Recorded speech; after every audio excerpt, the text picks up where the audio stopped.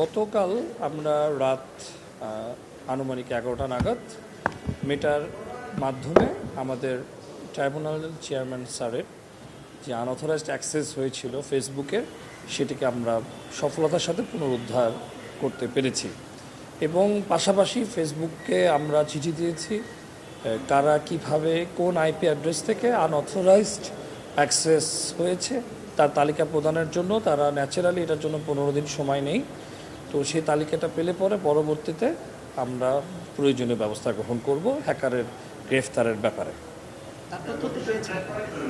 জি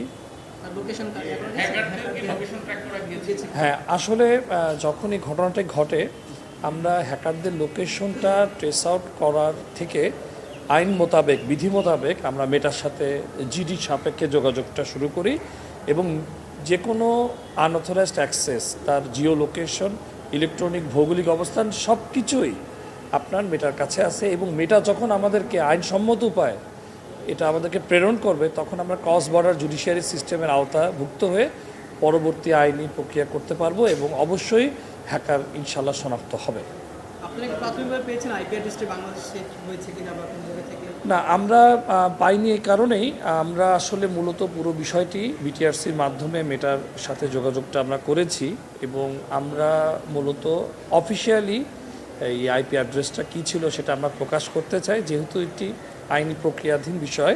সুতরাং মেটার কাছ থেকে আইনসম্মত উপায়ে যে আইপি অ্যাড্রেসটি আমরা পাবো সে বিষয়ে আমরা কথা বললে বরং এটা সঠিক হবে বলে আমি মনে করি। মূলত যে বিষয়টি সেটি হচ্ছে ফ্যাক্ট ফাইন্ডিং কমিটির আমি মেম্বার নই।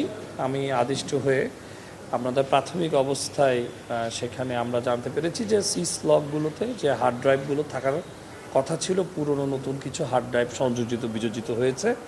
এটা তদন্তাধীন বিষয়। তো এটা আমরা ফ্যাক্ট ফাইন্ডিং কমিটিকে অবহিত করেছি। ফ্যাক্ট ফাইন্ডিং কমিটি থেকে বাকি ব্যবস্থাগুলো গ্রহণ করা হবে। না, এটা সম্পূর্ণ ফ্যাক্ট ফাইন্ডিং কমিটি রিকমেন্ডেশন করবে পরবর্তী বিষয়ে। সামগ্রিক যে বিষয়টা ফ্যাক্ট ফাইন্ডিং কমিটি মন্ত্রণালয় দ্বারা আদিষ্ট হয়ে পরবর্তী বিষয়গুলো নেবে। তো সুতরাং আমি অগ্রিম মন্তব্য করতে পারছি না এই বিষয়ে। তবে কোনো জিডির তথ্য আমার কাছে এই মুহূর্তে জানা নেই। তবে হার্ড ড্রাইভ রিফ্লেক্সের ঘটনা ঘটেছে, এটা সিস লগ এবং রেজিস্টার খাতাও আমরা প্রাথমিক অবস্থা দেখতে পেরেছি, সেটা আমরা ফ্যাক্ট ফাইন্ডিং কমিটিকে আমরা প্রেরণ করেছি।